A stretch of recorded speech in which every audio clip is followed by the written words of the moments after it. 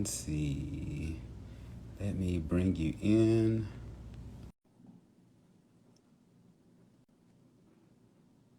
All right.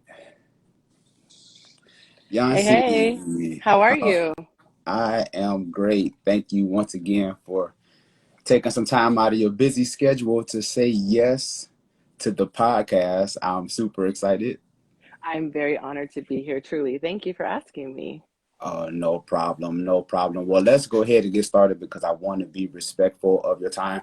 Thank you, everyone, for joining us tonight on IG Live. First of all, let me say, I heard this young lady on Mental Dialogue. Shout out to Montoya Smith. I listen to his podcast still. Hey, Montoya. Yeah, right. So this was maybe a couple of years ago, maybe Mm-hmm. four or five, maybe. Been a big fan of the show. I agree with everything this young lady had to say about relationships, and I was like, "Who is this?" I have to follow. I have to stay in touch. And I think I seen a video or something, and or I heard Montoya give you a shout out or something. I don't know. And then I was just like, okay, I have to follow. So from that day forward, so I've been following this young lady for a while. Let me also say that she's a YouTuber. She's a voiceover artist, event host, and a public speaker. She's all about self-love, abundant life, and relationships.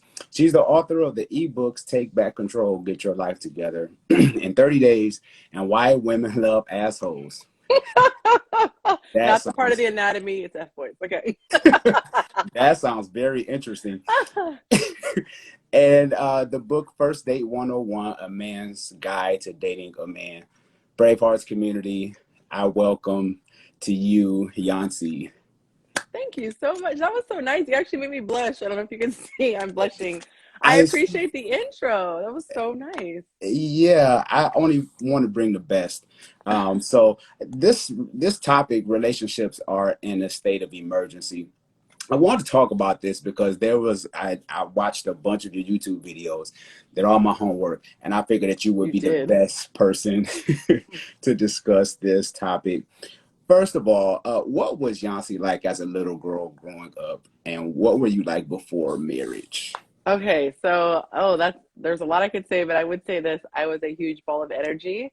My mom said that I didn't walk, I ran everywhere or skipped, and I didn't laugh, I would squeal. I was just very energetic, and I was obsessed with love. Like 5 years old, I was hating on my parents, like bitter because I was sitting on the couch by myself and they clearly had a partner. So I have always been obsessed with love. And yeah, that's my earliest memory. And I remember everyone else in my, circle, my peer group was like, I want to be a firefighter, I want to be a nurse, or I want to be a teacher. And I was like, I want to be a wife. My parents just made it seem so awesome having a spouse and raising children. My mom just embodied she was like June Cleaver, meets Mother Teresa. She just, oh my God, that was all I wanted. So that's how I would sum up Yancy. I moved like every 2 years because of my dad's job. We got transferred a lot. And so I constantly was making new friends. And so for me, I feel it helped me relate to people a lot more because I'd be like, hey, I'm Yancy, and this is what it is. And, I just jump into new circles. So I love meeting new people because of that. I think is why. Hmm. Um, and then you said the other part was you said But before marriage, before, right? yeah, like what were you like during your single years, like or before? Because I think you said you were what 20. How old were you when you first married? Were you 23? You were young, right? Yeah, I was 23. So I jokingly say I got married right out of the womb, obviously. In the Christian community, if you are past like 19, 20, you're like an old maid. It's just like this unspoken thing. And the reason, let's just be honest, the reason why a lot of Christian singles get married young is because of the verse that Paul says it's better to marry than to burn. So, and they don't mean burn in hell, they mean burn down there. Yeah, And I don't I'm mean with the disease, right? Exactly. So you know what I'm talking about. The church folks know the lingo. So that's like that was a huge push. You don't want to sin, you don't want to be immoral, so let's just hurry up and get married. So I could not wait. Um, my dating experience was next to non-existent. Hey, shout out the PA show. I see some of my people in here. Hey guys, hey Mandel. And so my parents said, do not date in high school. Do not date in high school. So it was a big, big deal. Even when I got asked to prom, My parents forbade me to go because the gentleman that I had a crush on, who had a crush on me, was Catholic. And so we were Christian. It was this whole thing. So I skipped going to prom because I did not want to go if it wasn't with my crush. Shout out to Robbie. And and they said, stay single in college, please. They're like, we can't make you stay single, but it basically was like, wink, wink, wink, stay single. Mm-hmm. And they're like, just focus on your school because so many women go to school, fall in love, and they drop out or get pregnant or whatever. So they're like, if you can, please just focus on school. So the second I got my diploma, I got my MRS. That's what I like to say. I got married like the second I got out. So I graduated in '02 from Cal State Fullerton, and then I got married in '03. So got engaged after 3 months of knowing this dude. Yeah. Oh, I'm okay. telling all the tea today. Good Eh, Lord. It's well, only you six know, minutes in. that's what we do because we want to know. Everybody wants to know about the story because you have a very interesting story. I was married at 24, so Right there, neck and neck.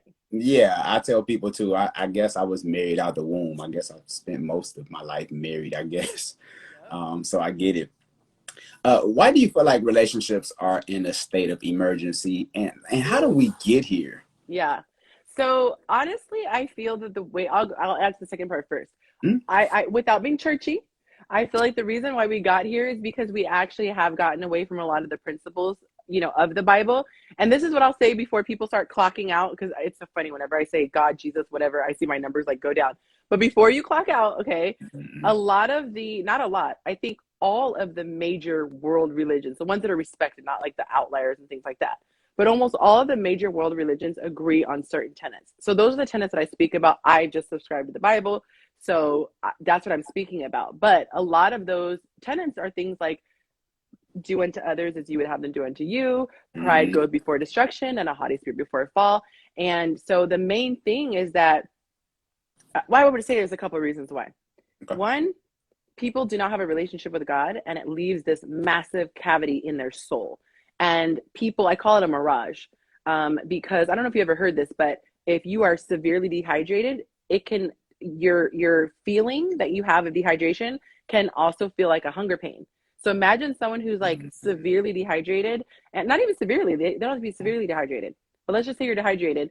You might feel the hunger pain, so you go eat chips and then you go eat an apple and then you do all this stuff, but really it's water that your body needs, right? Mm-hmm. Same way in our spirits, we have a deprivation, and our hunger signal is different for other people, for everybody. For you, it might come across as, oh, it's a sexual urge. For me, it might be an urge to overly consume alcohol or take drugs. Someone else, it might be fame. There is this craving inside that people want to satisfy, and they don't realize it's that we're not connected to a power source. So we're trying to get juice, and we're not even plugging into the wall. We're plugging into everything but the plug in the wall, right? So that's the first thing. So you're already starting out. Sorry, I'm speaking so quickly, but okay. No, Uh, you preaching. Do you have an I get offering? fired up. Do you have like a little offering plate that Little we could offering that pass we can around? pass. My cash app is. So they have this void in their spirit. Mm-hmm. So now they're going out into the world. Not only are they having this void in their spirit, but they don't have any conviction as far as right and wrong. So you're taking people who need something desperately. Now they're moving in a state of desperation. And I don't see you as my brother. I don't see you as my humankind. I see you as a source. I see you as a wallet. And there's some Mm-hmm. Louboutins I need. So I'm going to take it from you. You see me as a source. Oh, she got a big old booty. Okay, cool. I need sex from her. And now we're walking around looking at people like commodities. We don't see a soul within, and we are just leaving a wake of destroyed individuals we're leaving destroyed individuals in our wake. And Mm-hmm. so the cycle keeps going because that hunger pain's not gone. So you're never satisfied. You're never getting enough sex. You're never getting enough money. You're never getting enough whatever. Or let's just say she's not materialistic and going for money. It's the fantasy. This was mine. It's the fantasy of the relationship. If I can just get that wedding ring, if I could just get that husband, then I'll feel good. And you're going to have these unrealistic expectations of another human being who's walking this earth with you. Mm-hmm. So that is my answer to why we are here. But the good side is that if we now have identified what the problem is, we can actively come up with a solution. Mm. Oh, so many. Oh my God. Yeah, that's great because I tell people that, that's an unfair burden to put on anybody to be your everything, to be your source. Like nobody can carry Look, that burden, right? You will burn everybody out I need you to throughout the breathe course of for your life. me. I need you to eat for me. I need you to sleep for me. I'm living my own life, boo boo. Like, I can't do that for both of us. Like, nah. Yeah, right. Yeah, I love that because if we yeah, I'm not gonna start no church stuff. I'm not gonna do I'll any say, church we're going to get fired up. Yeah. but yeah, no, but I got you, and I definitely appreciate that because there's a lot of people that we leave wounded on our trail for trying to seek more or seek something, and there are so many people that we leave hurt behind us, but we And don't then know. And then we have the nerve, right? So we leave all these dead bodies, so to speak, right? And then Mhm. have the nerve to complain about tripping all over the dead bodies.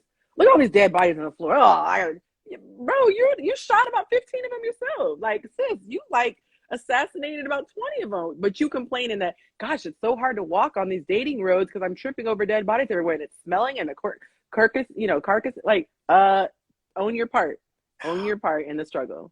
Oh my God. Great segue to this next question. Is dating hard in 2021? And if so, why? I used to say it's hard. It is darn near impossible without the right tools. And shameless Mhm. plug, I am creating a course for this reason. I'm creating a course for the single ladies, and it's no secret. I create content for the Yancy of yesterday. So I am working on a course to give women the tools on how to navigate because dating should be fun. That's a title I'm working around, but it's something in regards to dating should be fun because a lot of people say the dating pool is pee in it. And although it might have pee in it, if you have the right protective wear, you can get through it. So not only can you get through it, but it should be fun. So I say it's horribly excruciating if you don't have the right tools. But if you have the right tools, it can be a lot of fun. And I've finally gotten to the place where dating has become fun because I finally have the tools. Mm, that's good because I think and contrary to popular belief, I dated once upon a time. I did, but I think in this day and age, I think dating is almost, I don't want to say it's too easy, but I think it's probably easier because it seems as if people say I want to date if you just keep it 100 with me, say I want this or I want that from you and let me decide. So It could all be should so simple. yeah, so should dating be easy if somebody say, "Hey, I just want to sleep with you tonight"? They put the ball in your court and let you make that decision. And if that's what you Yes. do, then that's what you do. But they put they draw four on the table, if you will, I guess in Uno terms, and they let you know what they were doing. So at the end of the day, there's really nobody to blame. So I think dating could be easy. I Yeah, think when it's you the have the open tools, season. it's a lot of fun. You're in the power seat. And I used to do a lot of content on self-love and helping yourself. I don't think that people were necessarily ready for that. And it could just be that my content was really dry, but I took a little while and I was talking about that. And that's what I kept talking about was your power. There's so much power. There's so many things, that you don't have control over. But when in every aspect of your life, you recognize the part that you do control, once you slip into that driver's seat, because a lot of us, we don't realize that we're sitting in the passenger seat complaining about where the car is going, then get your butt up, get in the driver's seat. Once you do that, it's a whole different game. So like if I let you take the driver's seat, you might take me to Bakersfield, which people in California know what that means. Okay, that's like nowhereville. No shade, Bakersfield, but nobody is like, oh, where are we going? Road trip to Bakersfield? No, you just don't. You just if you happen to live there, okay, whatever. Housing is inexpensive. But if I get in the driver's seat, maybe I take us to Beverly Hills, or I take us to Vegas, or whatever the quintessential thing is, Malibu, whatever, because I'm taking it. So it's not that the United States was terrible. It's just that I didn't get a say in where we were going. So whether I want to go to a cabin in the woods or a ranch in Montana or the beaches of Malibu, I get to decide. So many people are leaving things to happenstance that it doesn't have to be. And the other thing is, people are living with a sense of desperation. So let's Hmm. take the exact example of you where you say, put all the cards on the table, right? Let's say you're a guy. I just want booty. That's all I want. Well, if you encounter someone like me, I will say, thank you, kind sir. That's not what I have to give to you. And we move on. But in his mind, if he's in a state of desperation, he's going to panic and go, well, I don't know where else I'm going to get it. As opposed to a person who's all there will go, Mm-hmm. okay, it's a numbers game. Let me just go to the next person. What we Mm-hmm. tend to do is we shut down with every single person and want that one person to be end all. We gotta get over that pride thing and that fear that there's not going to be someone that fits what you want. Keep it pushing. Just don't try to manipulate people. Push it until you find that person who's like, yes, I want sex with no strings. Boom. Now you got your girl. But maybe it took 3 more phone calls or 4 more phone calls. But you're getting what you wanted, you know? Yeah, right. Oh my God, I love that. Mandel Davis says dating has always been fun. The confusing part is knowing when to move forward to more than just dating. Oh, I would say that part is the easiest part. Dating has always been hard for me in the past, and I've always known when to move forward. It's weeding out all the crap in between. But I respect your Yeah, perspective, much Mr. much Davis. respect. Thanks for joining us, Mandel. You interviewed Jay Barnett. I'm a big fan. How did that Oh, happen? I've nice. seen that. And it was a great interview, by the way. I think you did a wonderful job. So many Thank you. timeless nuggets. I thought it was great. So, tell us, how did that happen? So this is the crazy thing. I don't even know how we became Instagram friends, but for years, I think we met in Mm-hmm. 2018. So either he followed me and I followed whatever, but we both follow each other. And so I've always interacted with his posts and things. I, agree with a lot of stuff that he has to say. So over, you just develop like friendships with people through social media. And so I think he tagged me in a post. No, I think I commented on a post. Sorry. I commented on a comment on his post. And Uh, I didn't know the relationship between him and the guy who had commented that I commented to. mm, So he was like, hey, because I was joking, right? Because this guy's very sarcastic too. This third guy, he was joking, and I was joking back. And Jay basically was like, oh, so and so meet Yancy, Yancy meet so and so. And then that guy and I ended up connecting and like really hitting it off. So that guy ended up being he's won multiple awards. He's an amazing I don't know if you call him filmmaker, but cinematographer. mm, And he actually was the guy who filmed Jay's video. So, okay, his name is Lateris, and Lateris did a video on Lateris's channel, and it went viral. Like it blew up for Jay, okay. right? It like introduced him to so many people, and power of social media and YouTube. Yeah. So Because he this was on, guy, yeah, I'm sorry not to cut you off, because he was no, on Breakfast Club not too long ago. because of all this attention that's been Mm, building. He's been working his butt off and doing different mm, podcasts and things like that. And all it takes is that one's just, yeah. So as far as I could see, it seemed like that really had a big impact, right? Not to mention, not to downplay his contributions, but Right. there was magic when those two came together. So that guy who filmed his episode said, look, this could be magic. If you can get yourself out here to Dallas, where his studio was and where Jay also lives, he's Mm, like, I'll shoot it for you. And I was like, say wow. less, say less. Let me get my coins together. I'm gonna stay with a friend. Like, Yeah. we're gonna work this out, and the rest is history. So that's how that came about. And then we ended up doing an additional show together, which we've gotten really great feedback on. It was like a 4-person panel.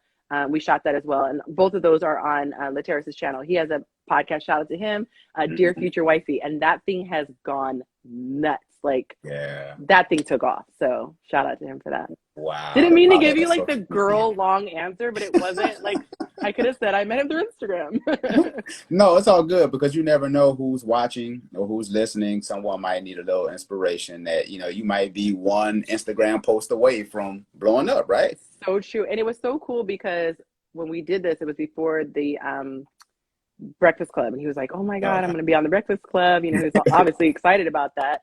But he had just wrapped a show he did with Taraji P Henson. I always feel like I'm saying her name Mm, incorrectly, but yeah. he and I always talk about this. When the Lord is ordering your steps, and Lateris too. When the Lord is ordering your steps, sorry, I go faith, but It's all it good. it just You're good. opens doors that you otherwise couldn't open. And so watching Lateris, watching Jay, and jokingly say I get jealous but it's more of a like, oh, that's what I want. I want to be able to have a platform to where I can share because this means so much to me. But seeing my big brothers, so to speak, doing these things, it encourages me to keep going and keep going and keep going. So Mhm. yeah, it's been cool. Yeah, I mean, that's how I met you, right? Yeah, So, exactly. yeah, here we are on IG Live. So yeah, so somebody's just an Instagram post or a tweet away from what you're doing. So stay inspired. And you can't stop what's for you, so we may as well keep going. Come on now. You did a video on dating and how sometimes it can get harder, specifically dating officially, but nothing really changes. I thought that was so great because you was talking about you're like, okay, now your girlfriend, boyfriend, we're official, but nothing really changes. Like I thought that was so dope. Can you expound on that? Because I'm Yeah. sure you can help somebody tonight. Thank you. I actually was really excited about that video. I believe that's the one where it says why dating without titles, something about dating without titles. Yeah. Okay. I was trying to see if that's one of my yeah. So basically I had this epiphany and I was like, we have all these technical things that we go through this checklist, right? Like let's say it's me and you. So we could say we meet, we start talking, we exchange phone numbers. There's a level of intimacy that goes from perfect strangers to we've talked, now we have phone numbers, so we hang out, whatever. But at some point you become exclusive. Like it's this progression. I feel that we put too much emphasis on these moments. Like I look at the progression like this. It's this continuous how do you I don't know, but I feel like we look at it like this. Like Yeah. there's a clear point where there's this turning point and then this and the turning point and this Mm, and to me it's this seamless, you can't ever really see, we get to this point. And what I mean by that is, mm, and it's so funny, I talked to a guy about this and I was so excited to hear that we were on the same page about it. I said, if you're truly trying to, and this is a little bit of digression, so I apologize, but you're good.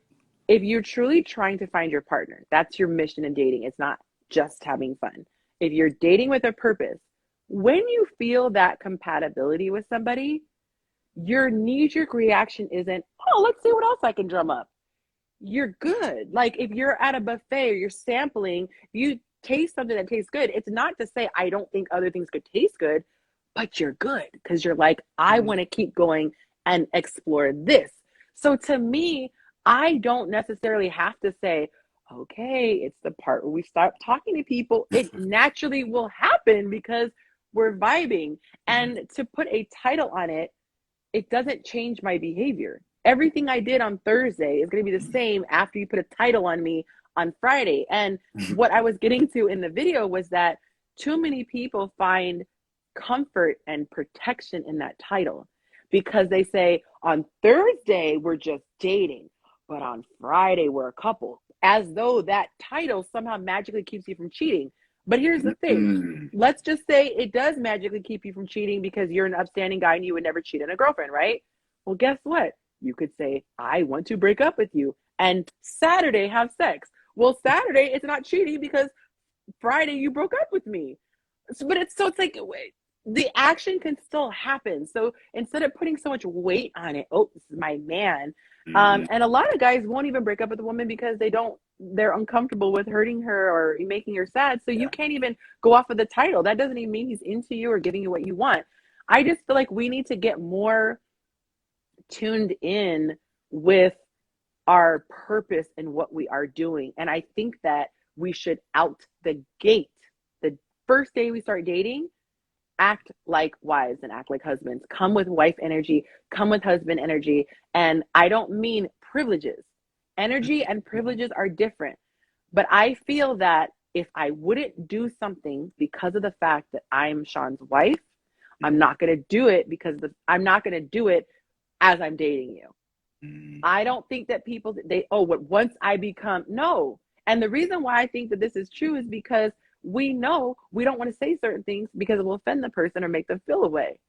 So we all know deep down inside, it's not that it's wrong talking to someone else, but it's weird that we've come to this point of an intimacy and now I'm going to go on a weekend getaway with this guy. That's just weird. So I think a lot of Mhm. people are in denial and a lot of Mhm. people are not ready to bring wife energy, but they want the guy to bring husband energy or vice versa because I'm an equal opportunity corrector. I'm not a That's champion for women. I'm a champion of right. come on now, and that's one thing that I love about what you do. You're all about healthy relationships, not just this Girl power. man against it. Yeah, you know, and I appreciate that. And I also there was something that you also said too, because when I remarried, when I met my wife on Instagram, shout out to Instagram. Um, one thing that I loved about her was she was consistent. We used to have Bible study all the time. We dated long distance. Nice. You know, we dated over Skype. But the thing was, when we dated, I wasn't looking for nobody else after I met her. After we got involved, and I was like, oh, this is the one. I'm not about to chase. I'm not because see, this is the thing about relationships, real quick. Like you say, we'll find somebody good, and then we'll try to bag them, hold on to them, put them in a little Ziploc, close the little Ziploc bag, and be like, I love you. You're great. Let me sit you here for a minute. But let me scroll on IG and let me see if I can find some more people in search of maybe 90%. Like, I liked you at 80, but maybe I can find 90. I'm going to hold you, so let me see if I can find 90. And you Yes. end up losing the 80 chasing the 90. There is this video that I cannot wait to post. Y'all, I am like out of control with my content. I have so much backlog stuff. If I were to dump everything, literally no one else would ever on Instagram. So, okay, I don't know when it's going to drop, but there's this video that is so freaking good. The cinematography, the script, everything. But it's this guy talking about the dilemma of millennials, and he acts it out. This is great, but it could be better maybe. And it's this torturous thing he keeps. I like this restaurant, but maybe there's one out there that's better. It is so well done, so I can't wait to post it. But that's what made me think about when you said that. Side note, I love watching reality shows, and beyond reality shows, I love reality shows that show interpersonal relationships. So I have been binge watching Bachelor in Paradise because it is, I just love it, and it gives me so much material to talk about. And one of the things that I see over and over again, are you familiar with the premise of Bachelor in Paradise? I haven't got there yet, but my wife and I, Okay. we watch some of them shows. But So anyway. this is the basic premise so people can understand why I'm making this point. Mhm. They put all these eligible people on this beachfront, this property, whatever, this environment. Mhm. And people start to form connections. And then they toss in new meat. It's literally like there's a Mm. pack of wolves, and every now and then you toss another steak over this wall, right? And Mm. every single couple, every person in, because it's like it's couples without the title, because you're bonding, right? You cross Mm. that line where there's no, but you're kind of like, it's here, it's happening, we all see it. But when that new person comes in, the guy and the girl are faced with this dilemma of, I'm attracted to them, but is it worth walking away? And that's the thing that blows my mind. I could do a whole series on just commentary on that show, because I'm like screaming at my TV. She's amazing. Why go just to taste the water? Like, why? You probably can have chemistry with 50 people. That doesn't mean that you should abandon ship and not build something great. So it ends up just being greediness. That's Mm. really what it is. It's this insatiable appetite, and it's this constant feeling of, I want validation. And I Mm. think that when you get to that point where you are not defined by how many people are attracted to you, you're not worried about if I still got it, Yeah. you're more concerned about having your partner. You're like, I don't care what supermodel walks in my world. Like, this is where I've invested. This is my baby, like my thing I've invested into, and Mhm. I'm sticking beside him. Mhm. Yeah, You right. know, a little meme. Yeah, Sticking yeah. beside him. That is funny. And, you know, because there's a show, I Oh, think it's chastity. called Put a Ring on It. I just discovered it, and I was binging today. I almost forgot about our live stream. Like, binge watching it while I wash the dishes, and I'm just chilling, having a chill day. And then I happen to need to look at my email. I was like, oh, if I forget a second time, I'm going to die of embarrassment. So thank God you messaged. But I was binging on that today. It's so Yeah, good. I know, right? Because they end up dating and then they end up putting somebody in place of sending them on a date with somebody We else. should so do commentary with the new seasons when it comes out, because I have so much to get off my chest when I watch episodes. I'm for it. Are you I saying can. this on IG Live? I'm saying it on IG Live. Okay. Okay, so everybody in the audience section, everybody in the audience, you all heard what Yancy said. So we gonna hold Yancey to that. Z says I just did a TikTok on the opposite side of. I love that. I love that. That Yeah, is funny. I'm so down with that.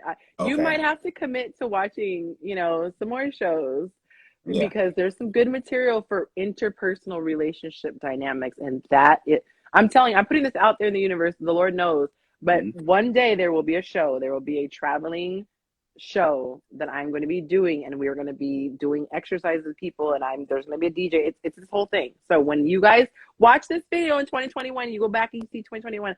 I said it. Okay, it's going to happen. But marriages, relationships, they are about to just be so exciting when people get these tools.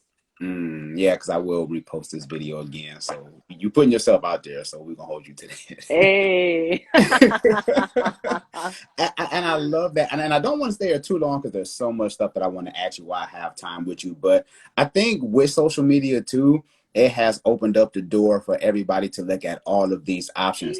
And let's just go biblical for a second. We have to learn how to be Let's do content, it. right? We have to We learn can how to sit. We be can sit right there for just a whole minute. Go on now, preach on that. Take time. we have to learn how to be content.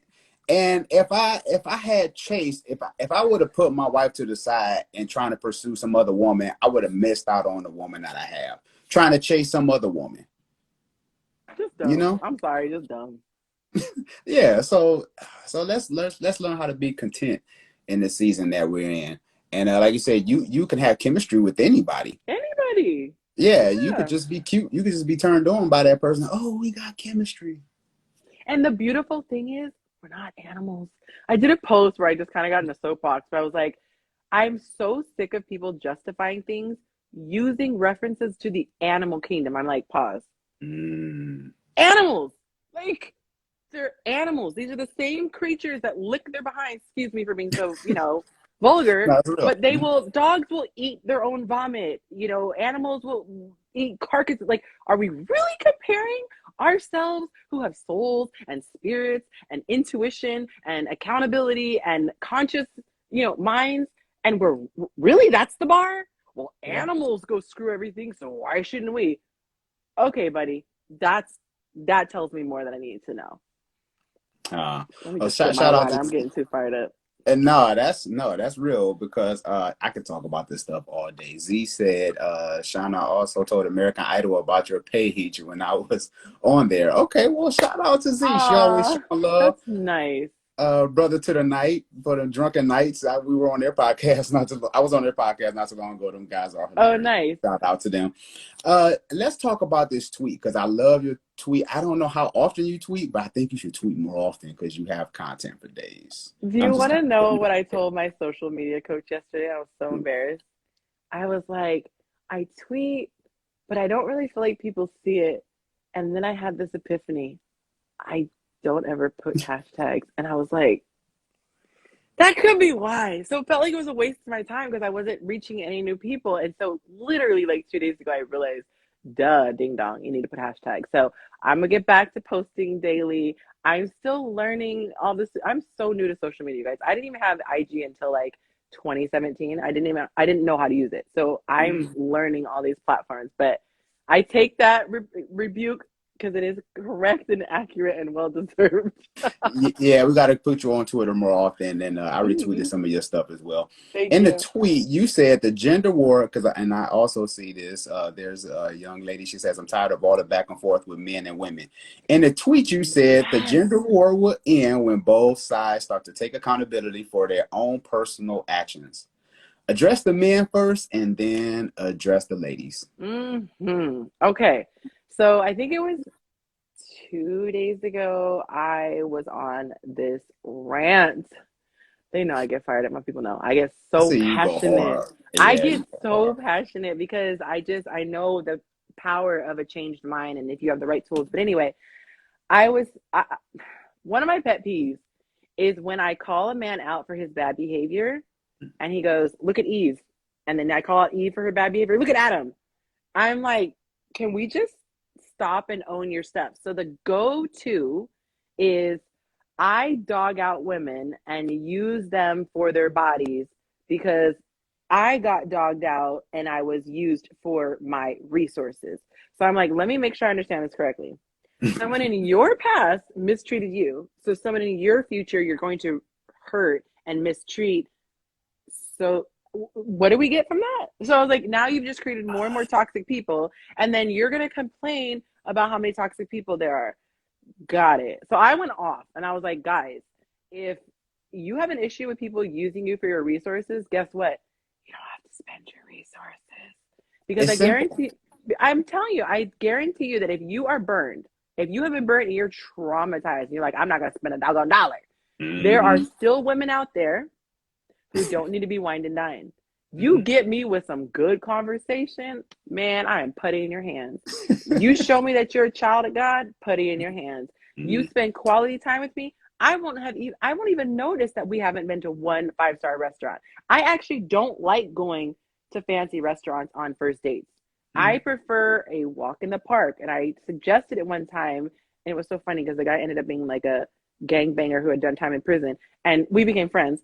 And he told me, I thought you were like a serial killer when you said, do you want to go walk in the park? We laugh about it now. But he's like, I had a shank in my back pocket. He's a joke. Oh He's my like, I God, had a that's shank because I funny. was like, what chick is like, meet me in the park, you know? Yeah, But right. that's the thing. Let's go bike riding at the beach. You Mm. To have fellowship, to build intimacy, doesn't require coins. And this is why I say to the young ladies who are like, he tried it. He Yeah, invited me to Starbucks. yeah, Ah! I'm like, yeah. sis, it's not a diss. Yes, there could be guys who are just super cheap and they wouldn't do anything even for their wife, but that's the exception, not the rule. If he's Right. asking you that, it's probably because he isn't, exclusive with anyone. And so he's going on all these dates, he's spending a lot of money. And once he realizes that you're worth his time, which God forbid, he actually sees if you're worth his time and not just, wow, she has the butt, so she's worth my time. Yeah. Sorry, ladies, newsflash. Guys want to know too that they're not wasting their time. So it's a whole thing. I don't even know how I got on this because you asked me something and I went really far with it. But yeah. Oh, No, no. the ownership. Own your stuff. Own your stuff, right? I'm working on a book, shameless plug, called "Don't Become Who Hurt You," because we become people. Oh, you did this to me, so I'm gonna do this to somebody else. The victim becomes Really? the what is it called? The victim becomes the uh what's I, the word for the person who does the bad stuff? I can't uh, even think what it's called. the The criminal victim, or the something, victimizer. It becomes the victimizer. victimizer. It's like Yeah, you either were molested and you turn around and become a molester, or you say, I never want someone to have to go through that because I know what it feels like. I would hope that most people take the second route when it comes to being offender. Thank you. I would hope people would take that same route, but it's like yeah, you know what it's like to be used, so I'm going to turn around and use people, but they will look you dead in the face and give it as a valid reason for why they're doing. No, sir or ma'am, you need to become better at recognizing the signs. So if that means, that's what I said, if you need to start doing coffee dates or beach dates or walk through the park dates, do that until your radar has become better to pick out the gold digger. Because honey, I could spot them a mile away. Same hmm, thing with a guy. I can spot an F boy a mile away. That's why dating is fun now, because she doesn't play no games. You will not pass go, honey. Like, I can see you. Old Yancy would have had you wasting my time. We would have hmm. gone on multiple dates. You would have, whatever. You can't even get my number now because I can spot you like that. But it's And, ownership, man. and see, and that's what I love, because what you're doing is, like you said, you're taking ownership. You're taking control of Yancy, opposed to woe is me. Oh, he tricked me. Oh, I did Oh, that he. though. I used to cry all the time in my Facebook group. I hate men. I'm never dealing with men again. And they're like, ma'am. Yeah, right. I'm just like, oh my God, like, take ownership, men and Mm-hmm. women. And like you said, if you want to go on a little Starbucks date, that's cool. And if she ain't cool with that, then obviously she's not that interested in you. The math is simple, and people make it so So hard. where's Lauren Hill? It could all be so Be simple. so simple. She said, we are the common denominator in all our relationships. I That's hated right. when people said that to me. I hated when people said that to me. Those were fighting words for me about 3 years ago. Like, you might have got kicked out of my group for saying that to me. And people used to say that to me all the time until I finally heard what that meant. Yeah, I realized that I had to own up to my mess. I realized one of the reasons I was able to remarry was because I owned up to my mess. One of the things that my wife told me was, she was like, one thing I love about you was you owned up to your mess and why you've been through a divorce after 14 years. Because I was like, I was trash. Like, I was emotionally immature. I was stonewalling. Like my love was conditional. You know what I'm Mm-hmm. saying? It was like, oh, you did me bad today? Shut down. Yep. And it's like, how fair is that to the person that you with? Child. You know what I'm saying? And like I was able to admit those things. And I say this in a boastful way. I have two therapists. I have my own personal therapist, and then we have our marriage therapist Yeah. with my wife and I. So good. Like, Yes. yeah, like I have my own junk that I have to deal with, but Yep. then there's this dynamic that my wife and I that we have to work through in becoming whole and complete as a unit, Can I touch on that together. really quick? Because Yeah, see, someone you have said to. that. Someone said that on a show that I was watching, because my reality shows, and I was like, I never thought about that. But she was saying, because I kept thinking that certain things were your spouse's responsibility, but she said, like, your mess is not your spouse's responsibility. And I was thinking of Oh, it from a sense of like, yeah, but there's no secrets or whatever. And then I realized, no, it's there are certain things like you going to the doctor. That's you and your kidney. That's you and your arm or whatever. Yeah, they can help you with certain aspects. Your partner can assist you with the gauze or reminding your appointment, but the actual work you need to do on your own. And sometimes it's not even healthy for them to know, because maybe it'll make you feel intimidated to share, or maybe you feel vulnerable, or maybe even as a woman, she might be fearful, like, well, can he handle this? Like if you were to say, I feel like cheating, maybe she doesn't even know that. But it's like if you're talking to a therapist, you can work through and be like, oh, it's a mommy issue. It's not that I'm actually going to cheat. It's that I realized I needed, a validation, whatever. But when she said that, get your own therapist, she said, my husband has his own therapist, and then we have a separate person together.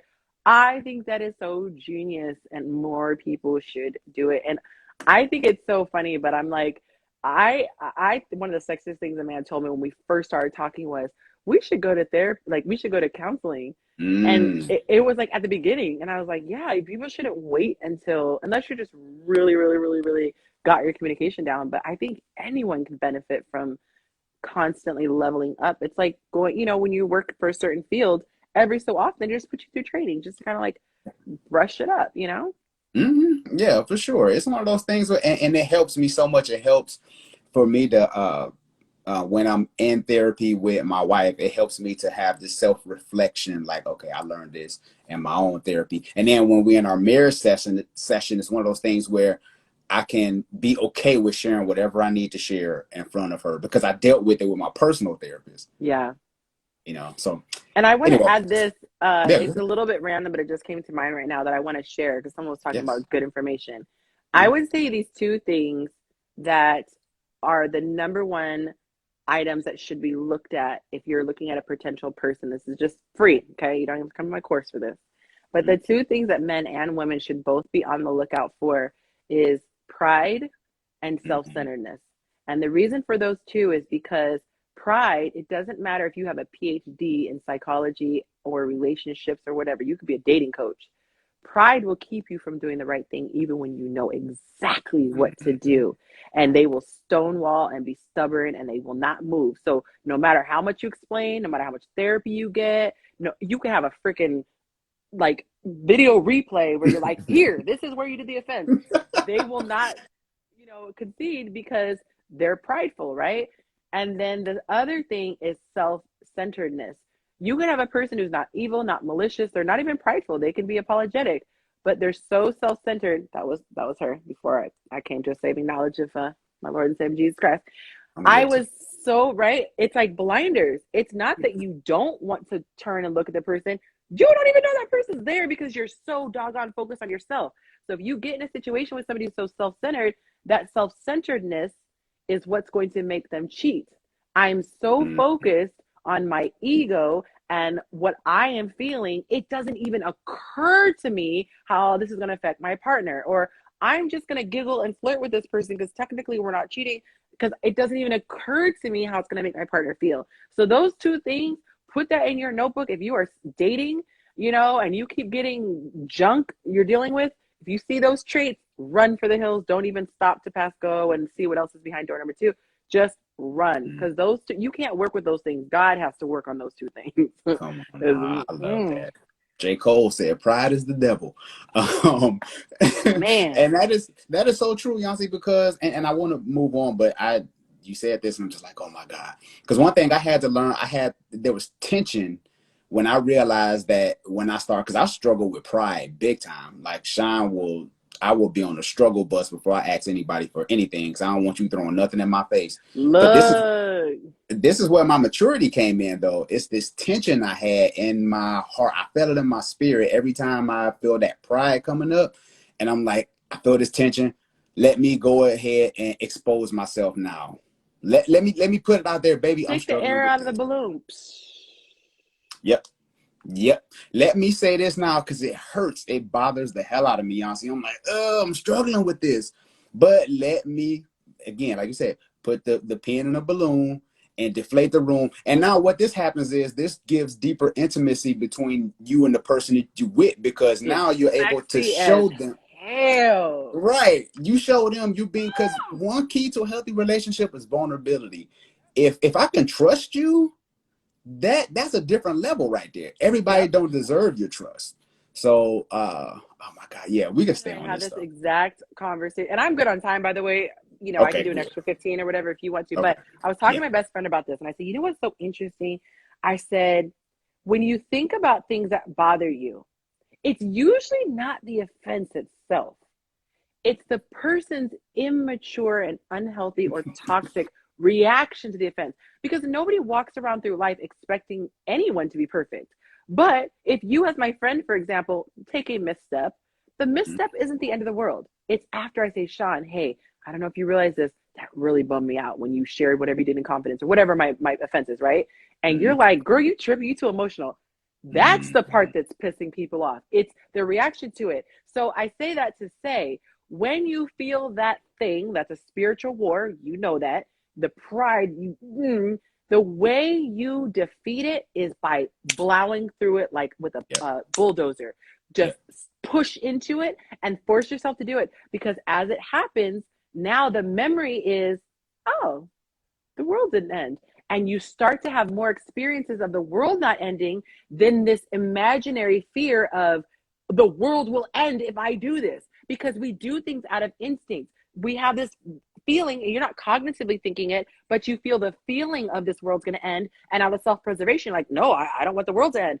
But when you take the Mm-hmm. air out of the balloon, the power is gone. And I'll tell on myself, I had a situation recently where I was talking with people. It was a group conversation, and the conversation was wild to me. And I'm very calm and composed when I'm giving my points.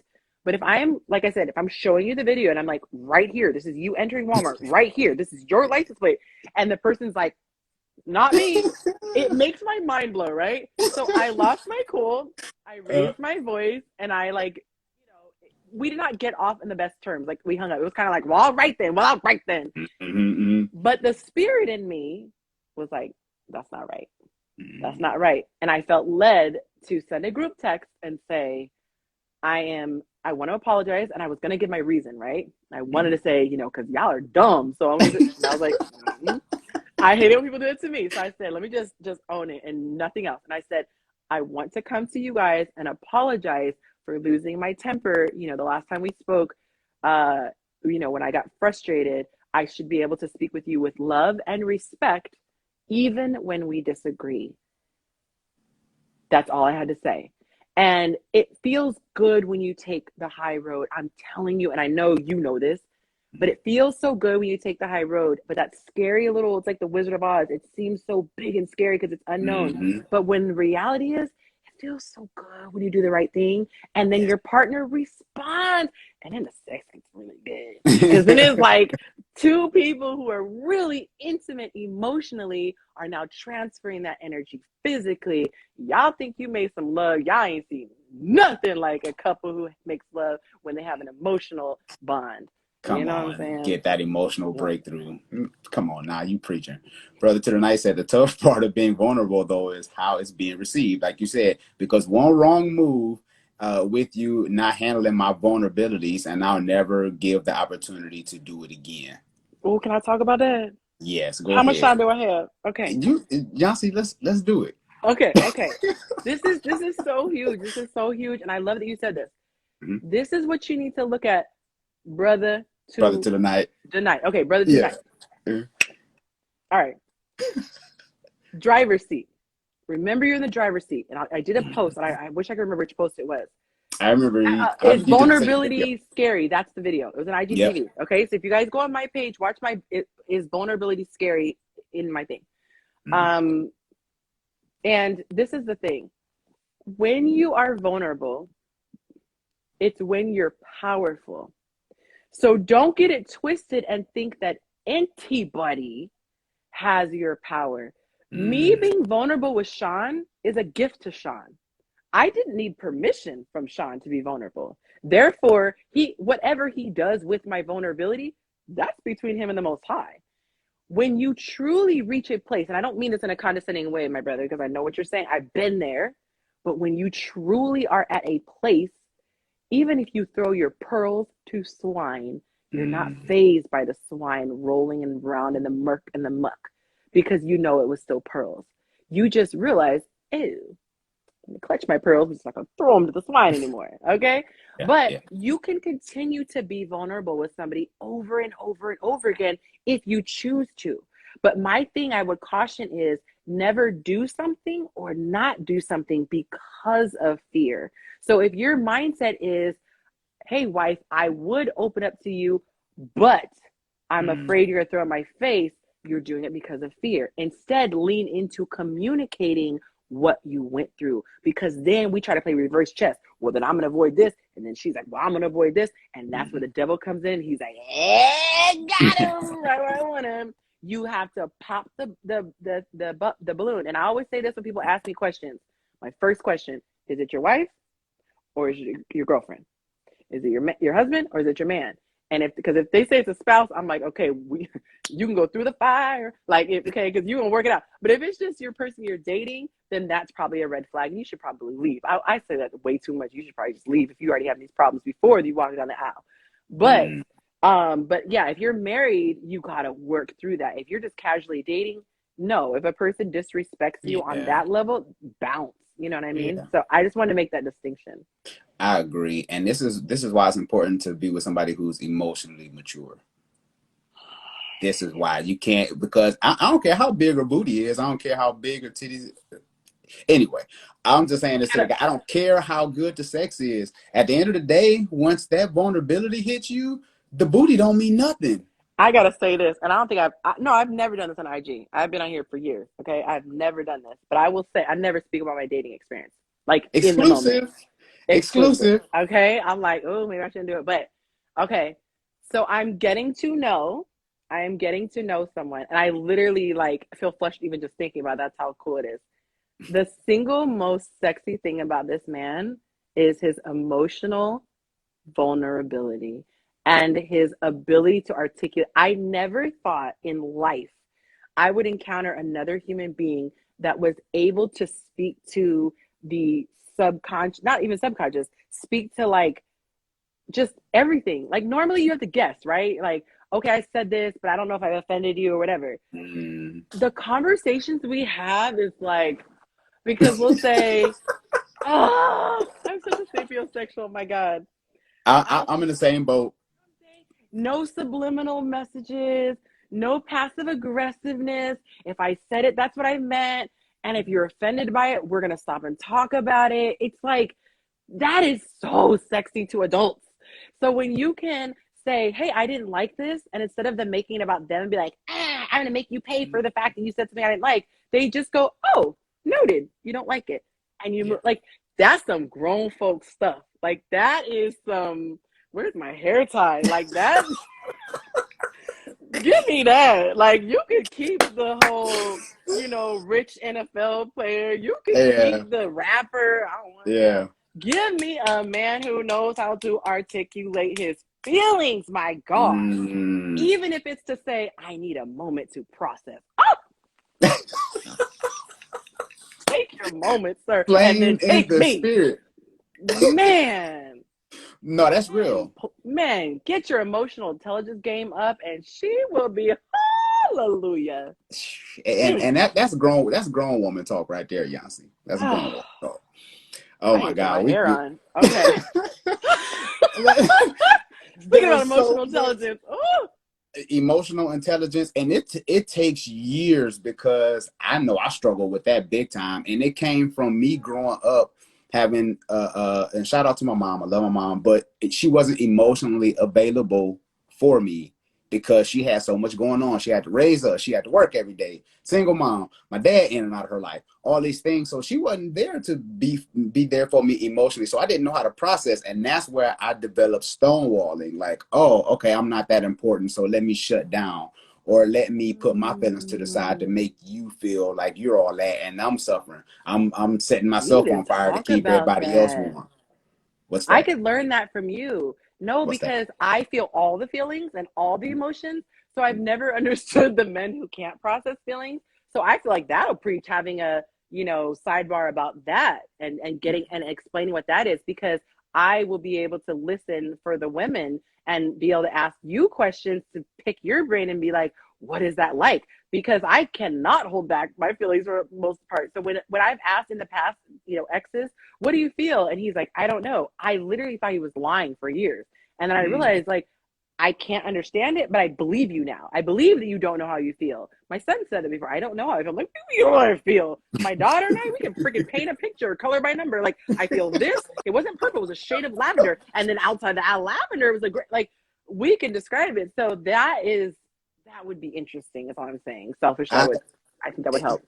yeah, it's one of those things, because what I realized, Yancy, is that I was hurting myself by not being able to express my feelings. That Mm-hmm. came out, I would hurt other people. It Yes. came out in negative In ways. different ways. Yeah. Yeah, right. But I couldn't put two and two together. Oh, this is why I struggle with this. Oh, this is why I treated women like this. Oh, and I could talk about a little bit more in depth in my own personal issues, because I don't mind exposing my issues. Yeah, we should Lord get knows into it. I But I got will more issues say than Sports Illustrated. But go ahead. mine was passive aggressiveness. Mine was um my default, based on things you see, growing up or whatever. My default was being passive aggressive and manipulative. It Mm, was, and it wasn't intentional. I need this to happen. And instead of allowing you autonomy over yourself, I need to manipulate you into getting it.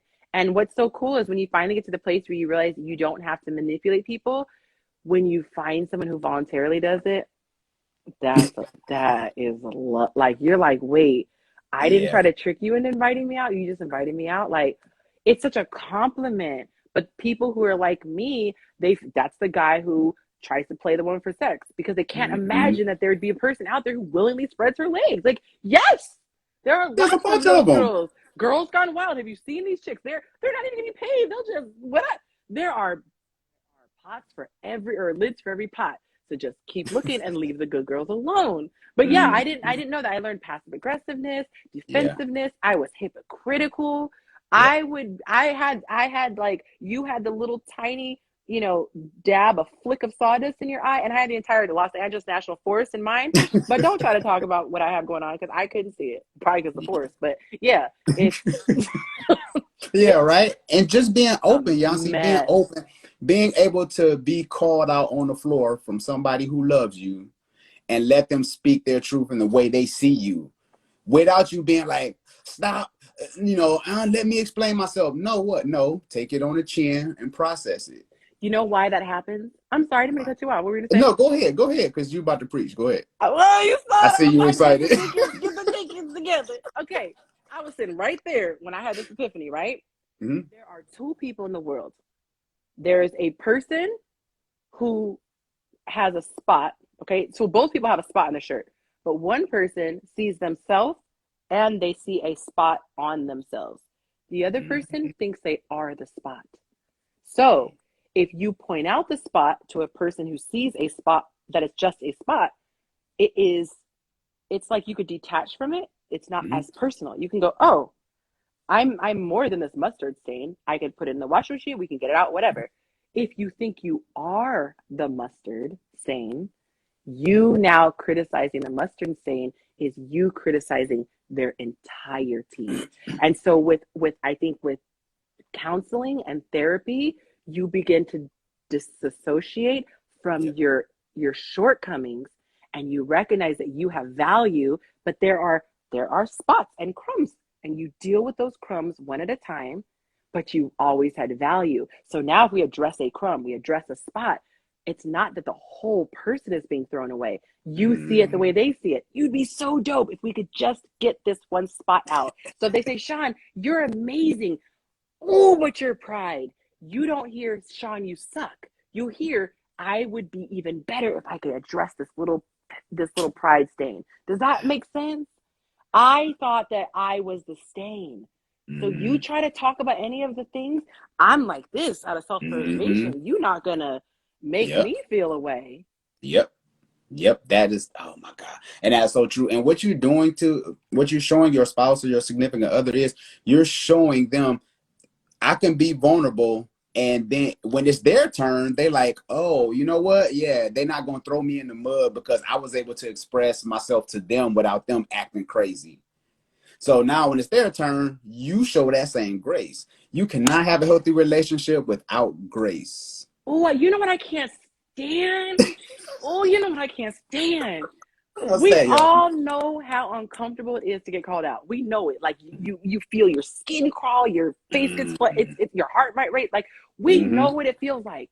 But yet, when it's our turn to point something else to somebody else, it's like, eh. And I Yeah. always say Yeah. this: the greater the offense, the lighter you have to yell. Because when it's Mm-hmm. so offensive, we know it was offensive.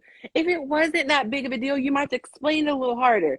But if Mm-hmm. somebody, for example, like molested, I keep using that horrible example, but someone molested Yeah. someone, you could be like, you molested someone. And their own guilt is going to eat them alive. So it's like you don't need to come in with the cavalry, be the judge and the jury and executioner and the burial committee and the, like, Yeah. Right.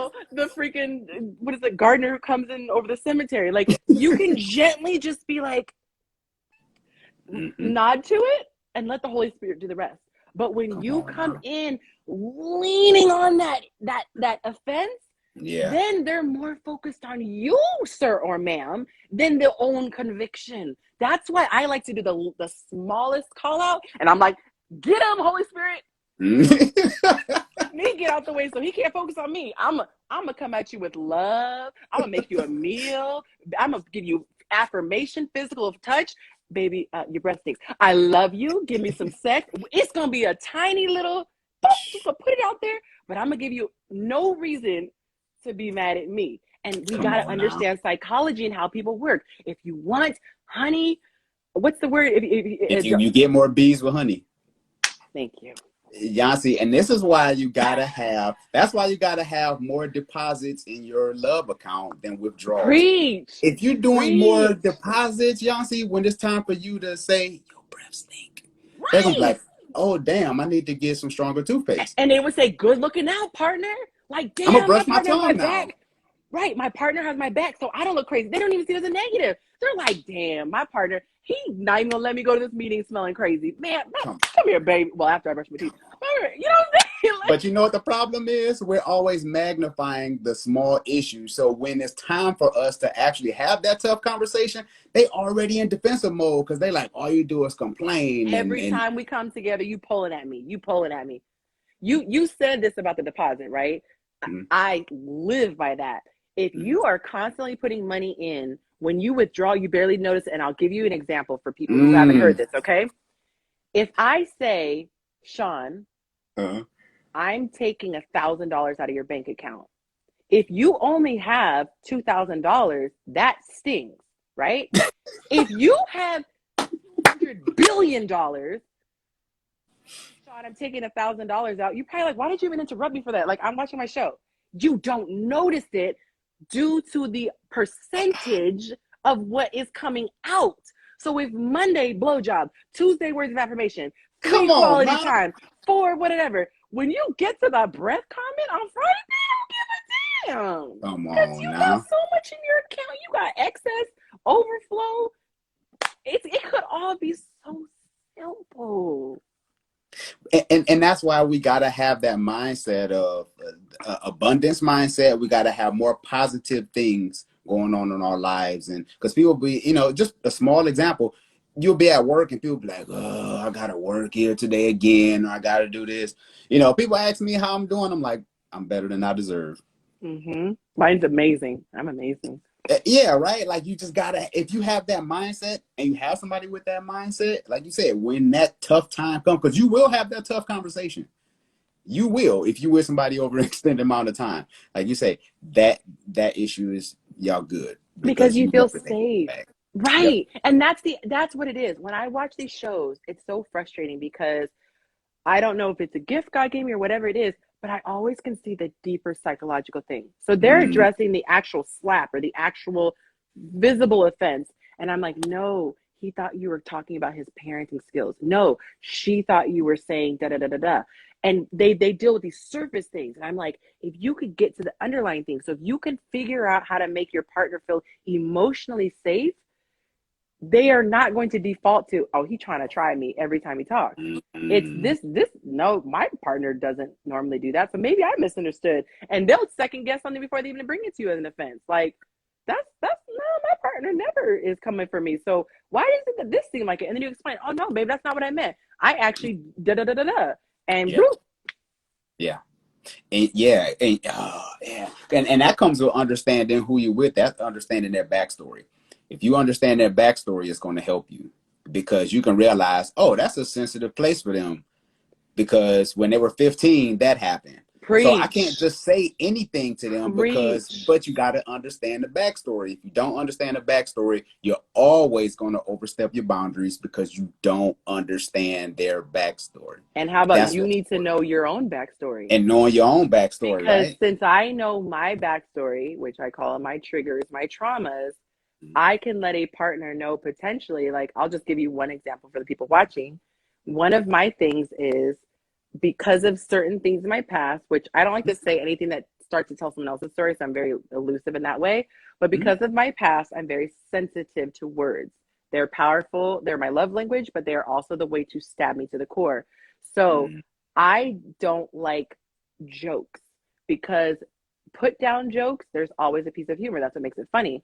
So Yeah. people who are close to me, I let them know, hey, I tend to be sensitive. And if you're going to use your words, I would rather you use them to build up because a lot of times you might get something that stings. And there were situations in my past regarding like money and being cheap and things like that. Not even cheap, but like using people, right? There were certain things I won't get into. And Mm-hmm. so I had someone recently make a complete joke about using someone like, oh, she's just going to pay for your way, not realizing the person had told me beforehand, I know you're an entrepreneur. I know you don't, but I would invite myself over and don't worry. Not only do I have my meal, I have yours. That offense brought me to tears because that was such a raw thing. But in a close relationship, I Mm-hmm. can tell the person, hey, from jump, I already know this is sensitive. It's a bruise that hasn't healed yet. And I'm working on not being overly sensitive. But just so you know, and that good partner will go, you know what? It's not a big deal to joke to me. But if my partner has that sensitivity, why not just back up? Why keep Yeah. going and just because you can? That's love right there. Mm-hmm. And that's respecting your boundary. And who are you talking to? Are you talking to 15-year-old Yancy? Are you talking to 17-year-old? Like who are you? You looking at this grown woman, but are you talking to the 8-year-old Yancy? See, and that's why you have to. There's so much you have to get to know about a person that people. We just throw people around. We just use them and throw them around and get what we want. Wait, you're saying that getting to know the person is beyond asking their favorite sexual position? Is that what I hear you saying? Like we Yeah, need to go yeah, beyond favorite colors in TV shows? What? yeah. We be talking and just talking. What's your favorite position? It's like, really? Yeah, it There's so much shocks more to me how people get not only to the point of engagement, but marriage and are years in before they even discuss, do you want kids? Like, I'm like, what are you talking about dates one and two? Like, I covered that on the third call. You come are on now. 3 years into a marriage? Like, I'm like, do we need to write a list of questions that need to be asked? I literally have a book that says 500 questions. Don't you dare get married until you ask these questions. It's 500 questions, like on all these topics. But, child, yeah, I don't get it. I don't get it. Mm. Because I'm coming out with a course called Dating Intentionally, and I think there's 5 things that you need to know. Shameless plug that you need to know before you even get in this relationship with this person. Because one thing that I did with my wife and I when we were dating long distance was we read books together. and I found out so much about questions I ain't even had to ask Yancy, because I was like, well, what did you learn about this chapter? What did you learn in this chapter? She'd be like, I remember when I was 17. She'd be like, damn, I forgot about that. Opens the Mm, conversation for a whole, and I found out so much stuff about her and vice versa wow. just from the books that we read. But people Those don't little take prompts. I'm that. telling you. DM me, guys. I'll send you the link after this because I won't remember. But just DM me and I'll give you the link of that book I just referenced. They're asking about the book. Yeah, Yancy, and I'm Yeah. gonna respect your time because we in here having church. I, Um, I'm good. That's what I say. If you want to do 15, 10 minutes more, I'm good. You go at your okay, speed. Yeah, yeah. okay. Well, since we're here, we rocking. We I get got fired up. folks in the room, and everybody's here. So thank you all for your attention, because I realize everyone has a short attention span. So I appreciate everybody for rocking with us. Yes. And can I Um, ask where everyone's from? Drop your city and state. I always like to see where people are watching from. People don't take the yeah, time to where just y'all put, yeah. from? Shout out to Brother to the Night. Thanks for the love. I appreciate the conversations. I've been seeing them as well. I appreciate it. Yancy, I do want to ask, oh my God, because I have these questions and these are the great ones. You were You married for did so 12 years. good. Thank you. Doing your homework, my homework. You were married for 12 years and went through a divorce, and you said you dealt with anxiety and depression. How did you get through it, and what advice would you give someone going through a divorce now? Okay. Ooh, yeah. By the way, I did a tell-all. Okay, it's one of my videos that did the best on YouTube. Why I got divorced, and I bore it my soul. Okay, I It cried. was I great, by the way. thank you. So when you Awesome. were talking about being vulnerable and honest, that's what I look for when I date guys. I'm like, what? Why did your last relationship end? And if he says, oh, because she was crazy, I'm like, next. Now, if you could say I wasn't going to communicate it, I'm like, oh, emotional intelligence. So I told it all. Okay, I owned Yeah. all my stuff, and I didn't even touch what he did because it's just not my place. That's his story to tell. Anyway, okay, so anxiety and depression. What I did with that, my family, and this is a huge disclaimer. Thank you, Ty. Huge disclaimer. I am in no way, shape, or form proposing that people not take medication. So let's just make that really clear, okay? I personally did not feel medication was helpful, and the people who cared about me were concerned, and they wanted me to take something. So I took it for a year um, because I didn't have the tools emotionally to deal with the pressure. It was at a boiling point, and I think there. Now I think it is scientifically proven that there is a correlation between your mind, your spirit, and your physical body. You can give yourself cancer, ulcers, whatever, right?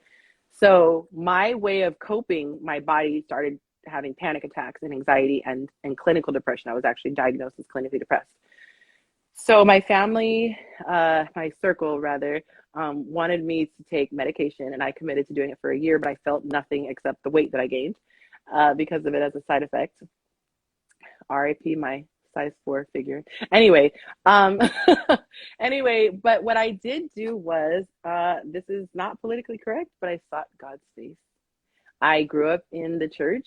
Dad was a preacher. He started a church at one point, and I was raised in the Word. I had to read the Bible, but it was to the point where I was like, I'm either going to take my life, start taking drugs. I'm going to start drugs at like 30.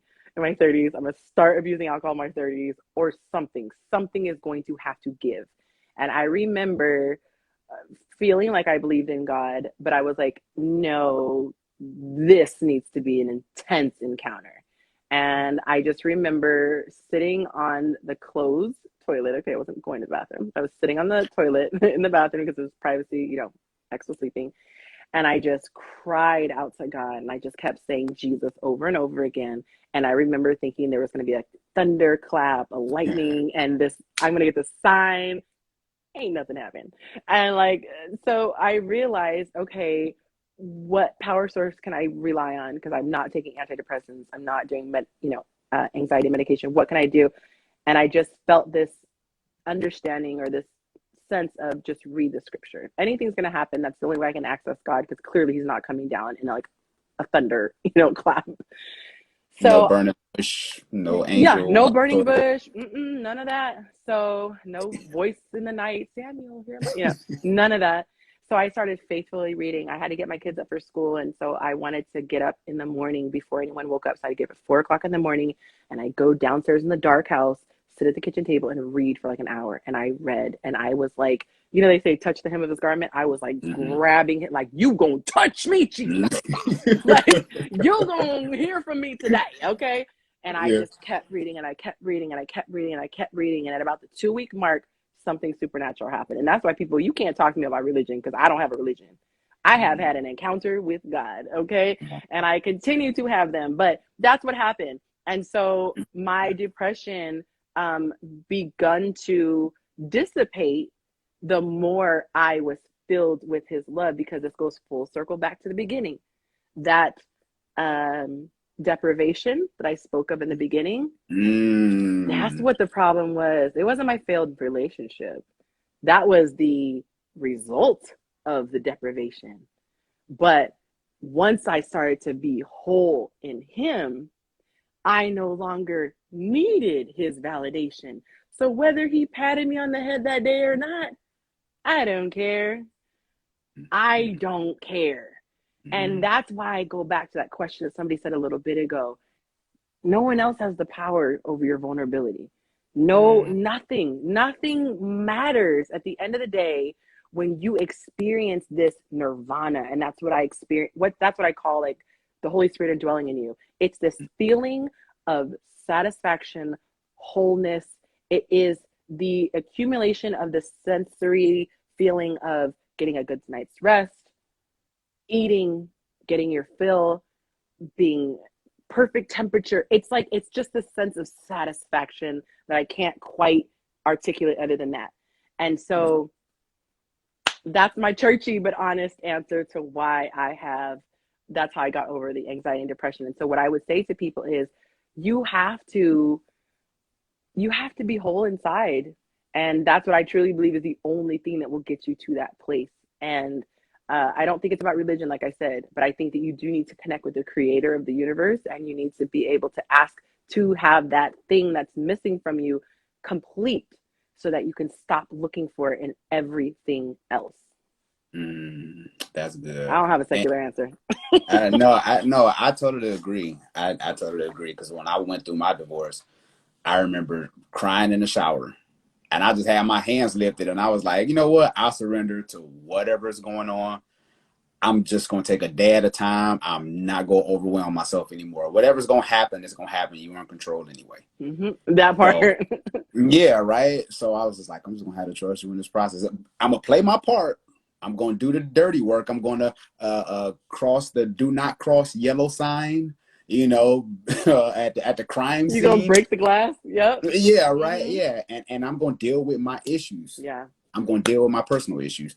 Get So dirty. I appreciate that because a lot of us we deal with anxiety, we deal with depression on different levels. You Mm-hmm. know, somebody might And be going through it now. and I want to say this because I don't want it to be this big sweeping. So that's Right. kind of like that's kind of like putting pressure on the wound. Okay. So if you're like hemorrhaging out blood, having the relationship with God is like putting pressure on the wound. But then in the natural, because I was spiritual, in the natural, there still are things that you can deal with. Yes. So Yes. that being said, anybody is welcome to inbox me on any of this stuff. By the way, if you want to be pointed to content I've done, but I've done content specifically on anxiety. Like if you're physically going through a panic attack, there are techniques that I have used, because even though my major panic attacks went away, certain times when my boundaries were crossed, or things like when I was still mastering things, I would still get random panic attacks. And I would have to quickly like do things to get them under control. And then depression. I did a video about mental discipline. That one is not publicly listed on YouTube, but anybody who inboxed me and asked me for that, I do give that for free because it's a part of a course that I'm going to be putting together. But there's so many things I'm working on right now. But I just felt led to give that part away for free. So if you guys Yeah. want the mental discipline one, that that in the natural, that was the most pivotal thing in the natural. Mm. That was a game changer when I had the epiphany through that verse, take captive every thought, which I heard all the time. It was this aha moment in the middle of my foyer, like, I don't have to let thoughts bang around in my head like a pinball machine. Wait, I could choose which ones I want to marinate on, and then which ones I want to like throw in the trash, and which ones I want to bury in the seed of my mind, cultivate them and grow.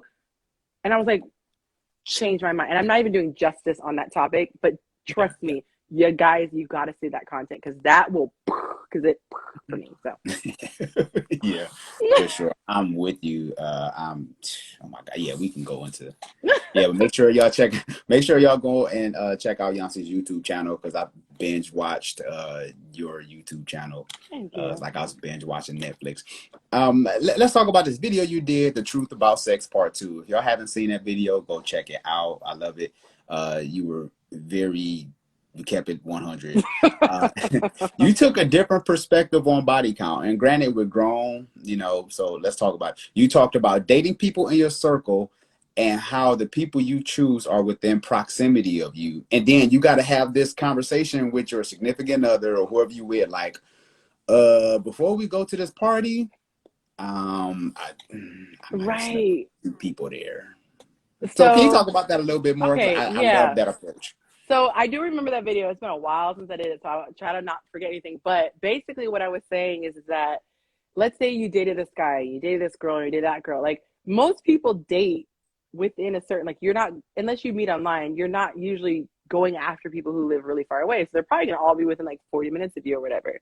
So, and then especially like, I mean, depending on where you live, anyway, that's I was gonna get into a tangent about black, but that's only relevant to California. You guys are not in California, so forget that point.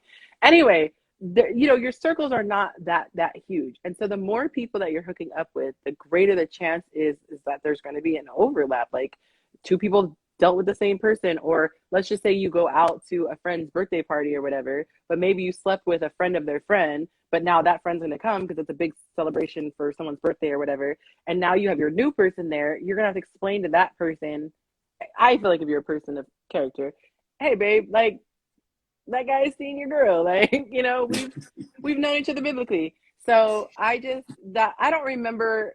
Well, I think that was one of the reasons why I was saying it could be complicated. Like I was, for those of you who don't know, I was giving my argument for why I am more of a fan of abstinence than not, taking spirituality completely out of it. Like forget sexual energy, pleasing God, take all of that. I made it just direct, practical argument for Mm-hmm. why sex is just, it nets to be worth, what is he called? It nets out more negative than positive when Mm-hmm. taken out of marriage, when done outside of marriage. So it was my argument for abstinence from Yeah. a practical perspective.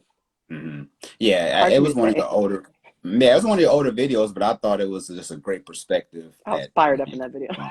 Yeah, I know you went in for real. No pun Last intended. question. Uh-huh. Yeah, right. I tried to not go in. Just kidding.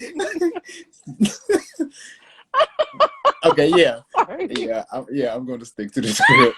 I'm not going to say that. Uh, you stated, and I want to end with this one. In one of your videos, you said, "Fast forward to the man of your dreams, but there's still." Oh no, I'm sorry. Yeah, I'm sorry that we talked about that. We talked about that. I'm sorry, but Yancy, I want to say that you were awesome today. This was great. I mean, I believe everybody was impacted greatly. I believe people had a lot of takeaways from this IG live. So I appreciate everything that you're doing for the community as well, because we kind of rock in the same areas. So I appreciate all that you do from a healthy perspective and helping people in their relationships. So just want to give you your flowers. Continue to do what you're doing. And then there was a piece that you also. I kind of want to talk about your role to entrepreneurship. Yeah, that's fine. Okay, yeah, let's talk about that real Okay, quick because there might be somebody who's interested in entrepreneurship, and you talked about leaving your job and that whole thing. So can you just okay. talk about that real quick? Yes. So just briefly for those who don't know me, because I see a lot of my people, but there are a lot of people I don't recognize. So last June, I felt like it was finally time for me to leave my job, and I had wanted to for years. And I actually have friends and acquaintances who had left their jobs years ago, and one in particular was just like it pretty much cost our friendship because she was so pained at the fact that I hadn't left yet, and she was like, it was killing her to Mm-hmm. see me in a cubicle, and she's like, you have so much to give in the world. But I say that to say the timing has to be right. This is my theory. I feel like the time has to be right, and I feel that The Lord will order your steps. I feel like doors will open. And I always try to use the principle like move forward when there's an open door. I feel like Mm, if I have to shove the door open, I take it as a sign that, it's not ready, or I just might not feel that release into my spirit. For with me in particular, mm, and I am going to answer your question, but I'm kind of like mm, backing up before I run forward. For me, I never sought out to be Yancy, the social media content creator. I was Yancy trying to hold on to my sanity. And I mm, was such a people pleaser, and I was so overly influenced by what other people had to say that when I decided to walk away from my marriage, I had to create a new space so that I could breathe.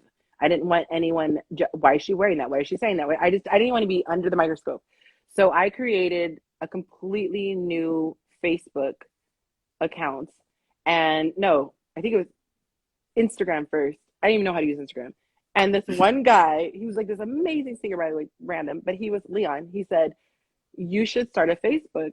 And I said, "Who would be friends with a random person?" Like, I didn't know people did that at the time. I just knew friends and family.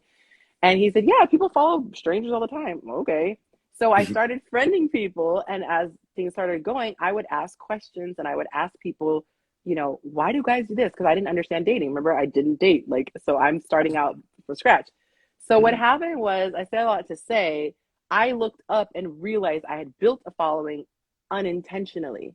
So all these people were seeing this gift in me I hadn't even seen yet. I couldn't see what I was like, what are you doing back here? Like, why are they all following me? I'm like, what? And one of the guys is like, honey, you're like a Pied Piper. Whatever you said, they're just gonna go with you because you just have this thing. And I'm like, okay, but I don't know the thing is, but rock yeah. on, thanks. So it took me until I finally saw it to be able to even know what I was doing to Mm, justify leaving a job.